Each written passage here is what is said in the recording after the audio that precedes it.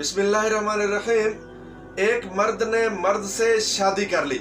यह पाकिस्तान के अंदर हम जिन्स परस्ती की पहली मिसाल होगी जो शादी की सूरत में हमारे सामने आई है। क्या यह सिर्फ हम जिन्स परस्ती का एक वाकया है या इसके पीछे एक पूरा मंसूबा, पूरी गेम है? उसका हम थोड़ा सा जायजा लेने की कोशिश करेंगे। ये मर्द पाकिस्तानी है और कुछ जाहिल अनपढ़ नहीं है, एक पढ़ी लिखी फैमिली से ताल्लुक रखता है। इसका वालिद बड़ा ही मशहूर ज़माना एक सियाफी है और इसकी वालदा सूबाई असम्बली की रुकन है। अली सेठी इसका नाम है। सलमान तूर एक लड़का है। न्यूयॉर्क के अंदर एक तकरीब के दौरान ये अपनी शादी का ऐलान करते हैं। पता नहीं इनमें से दुल्हन कौन बनेगी, दूल्हा कौन बनेगा, जहेज कौन देगा, हकमैर कौन अदा करेगा, बच्चे कौन पैदा करेगा, जो बज़ाहिर मुमकिन नहीं है लेकिन आखिर शादी हुई है। या फिर दोनों मुश्तरका बच्चे पैदा करेंगे। बच्चे माँ किसको कहेंगे, बाप किसको कहेंगे? अगर इन दोनों के दरमियान कोई अनबन हो जाती है, तलाक कौन देगा, खुला कौन देगा? इनके वालिदैन किसको दामाद कहेंगे, किसको बहू कहेंगे? घर कौन संभालेगा, बाहर के काम कौन करेगा, बच्चों की देखभाल कौन करेगा? ये सारे वो सवालात हैं जो सोशल मीडिया के ऊपर इस शादी के हवाले से चल रहे हैं। लेकिन असल हकीकत क्या है, असल मंसूबा क्या है, असल प्लान क्या है, उसके ऊपर हम थोड़ी सी बात करते हैं। अब बातें असल हकीकत की तरफ कि इसके पीछे असल मंसूबा, असल प्लान है क्या, जिसको हम समझ नहीं रहे और प्लानर अपनी प्लान के अंदर कामयाब होते जा रहे हैं। असल मंसूबा है मेरे भाई मुसलमानों के खानदानी निज़ाम को ख़त्म करना, मुसलमानों की नस्ल को ख़त्म करना। उन्होंने मुसलमानों से बड़ी बड़ी जंगें लड़ के देख ली, बड़े हरबे इस्तेमाल करके देख लिए, लेकिन सारे नाकाम गए।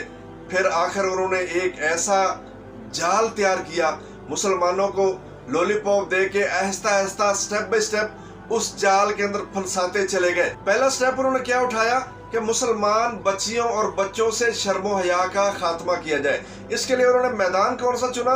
तालीम का मैदान चुना। तालीम के नाम पे फंड दिए, अपनी मर्जी के निसाब तरतीब दिए, को एजुकेशन, मखलूत तालीम के जरिए, जिसके खतरनाक नतायज हम अपनी आंखों से देख रहे हैं। और पहले स्टेप का ये एक हिस्सा था कि दफातर के अंदर मुलाजमत के नाम पे मर्दों के साथ साथ खवातीन का भी हिस्सा होना चाहिए। 2-3 मर्द होंगे, एक लड़की होगी, उसका नतीजा क्या निकलेगा वो हमारे सामने होगा। इसके लिए फिर उन्होंने सहारा लिया मीडिया का, NGOs का। बड़े बड़े राइटर उन्होंने खरीदे जिन्होंने ड्रामे ऐसे ऐसे लिखे कि जिन्होंने हमारे बच्चे और बच्चियों की ऐसी ज़हन साजी की कि शर्मो हया का बिल्कुल खात्मा होता चला गया।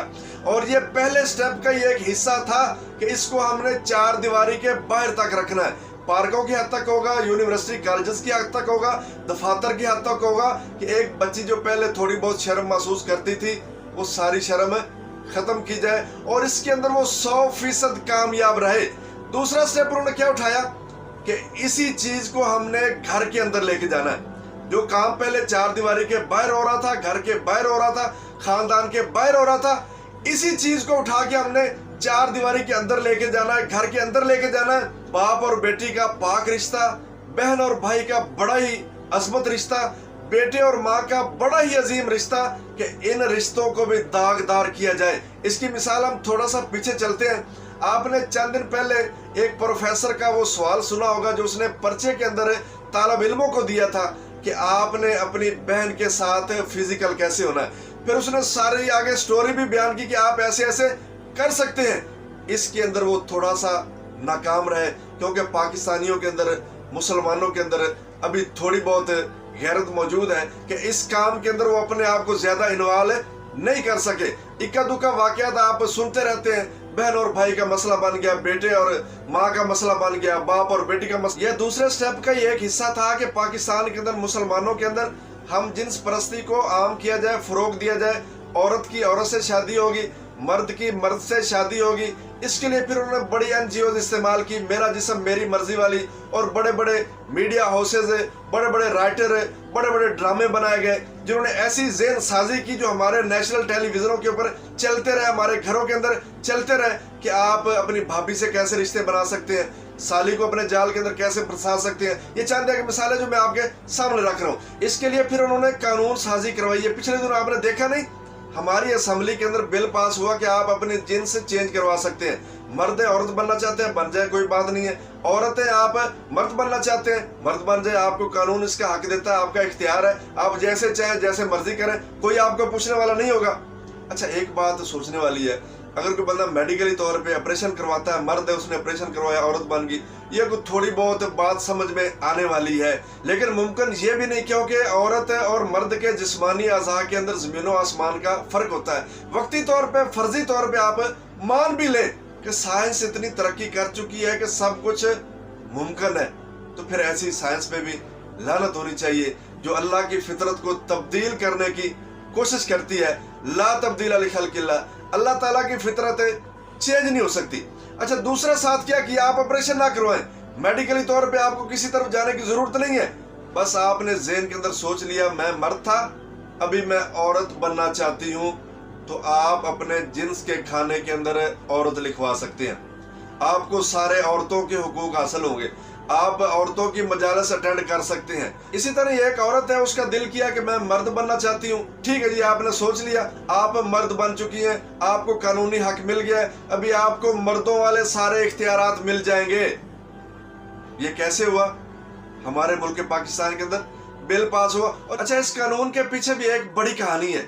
यूएनओ के अंदर इस्राएली नुमाइंदा या पाकिस्तान के ऊपर एतराज उठाता है कि पाकिस्तान के अंदर ट्रांसजेंडर और हम जिन्स परस्ती के कोई हुकूक नहीं है, उनको कोई कानूनी हैसियत हासिल नहीं है। ये बात कब होती है? 19 तारीख को बात होती है यूएनओ के अंदर, इस्राएली नुमाइंदा एतराज लगाता है, और ये 26 तारीख को पाकिस्तान के अंदर कानून पास हो जाता है। उनकी मुदाखलत देखें और हमारी गुलामी देखें और हमारा इस्लाम देखें।